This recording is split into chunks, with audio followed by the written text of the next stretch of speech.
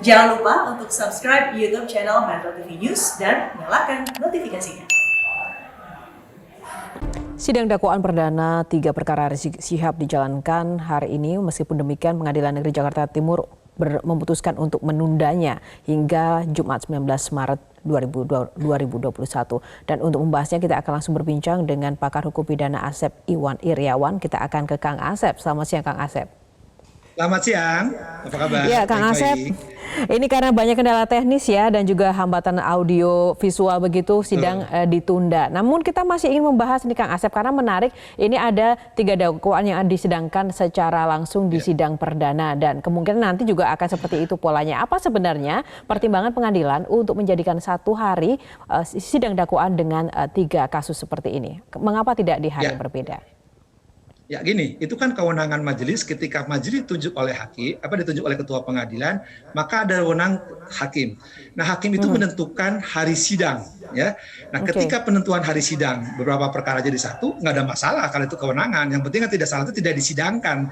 Jadi ketika hakim menyidangkan dalam 1 hari, sesuai dengan azas, sederhana, mudah, biaya ringan.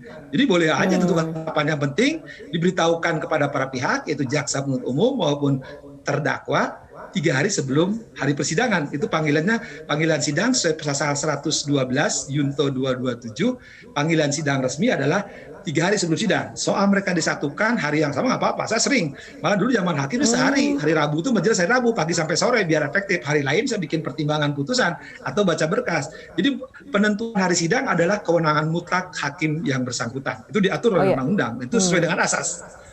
Ya, ini jadi memang lebih mempermudah dan efektivitas teknis aja ya. Jika sidang dakwaan sama, selanjutnya secara tadi juga akan digelar sekaligus kah dan bagaimana dengan tuntutan hukumnya? Apakah nanti juga kasus per kasus dari dakwaan itu atau akan mungkin ada akumulasi seperti apa sih jika satu terdakwanya sama seperti itu? Ya, jadi persidangan itu didasarkan surat dakwaan. Jadi kalau ada 1 berkas, ya 1 berkas. Kalau ada 3 berkas, tidak berkas.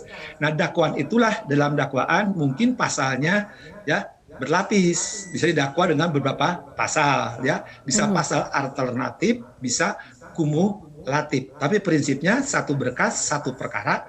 Dalam 1 berkas bisa dakwaannya pasal tunggal, pasal alternatif, pasal kumulatif.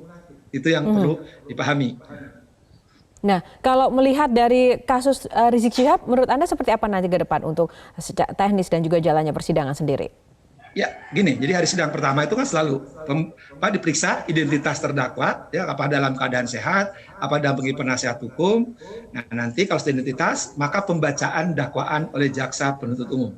Nah, dakwaan jaksa itu harus dimengerti oleh terdakwa. Kalau nggak mengerti nanti hakim menjelaskan. Nah, karena dakwaan itu harus ada 3 syarat. Ya, syarat formil, syarat material. Dakwaan jaksa harus memuat identitas, isinya harus cermat, jelas, dan lengkap. Kalau itu nanti dakwaan itu jelas, dijelaskan terdakwa. Terdakwa punya hak, namanya keberatan atau eksepsi. Ya, ini masih malah. Jadi nanti sidang pertama itu masih nyangkut identitas, ya, dakwaan dijelaskan. Nah, tapi biasanya kan penasihat hukum udah paham, udah pengalaman. Nah, nanti kalau memang di dakwaan tadi tidak cermat, tidak jelas, tidak menyebutkan identitas, itu bisa batal demi hukum. Nah, tapi juga nanti jaksa punya hak untuk menanggapi. Nanti hakim akan memutus dengan putusan sela. Apakah dakwaan itu tidak jelas, tidak cermat, atau batal demi hukum tadi, ya, atau betul mungkin juga jaksanya benar. Kalau dakwaan jaksanya benar, maka akan langsung pemeriksaan, ya, alat bukti, dimulai dengan pemeriksaan saksi-saksi. Itu tahapan-tahapan persidangan siapapun, tidak hanya menyangkut A, B, C, D, E, F, G, H. Oke, baik. Terima kasih Kang Asep untuk ulasannya. Sama-sama. Nanti kita akan bertemu lagi kembali di sidang selanjutnya yang ditunda ya pada hari Jumat esok. Terima kasih untuk waktunya bersama Metro Siang.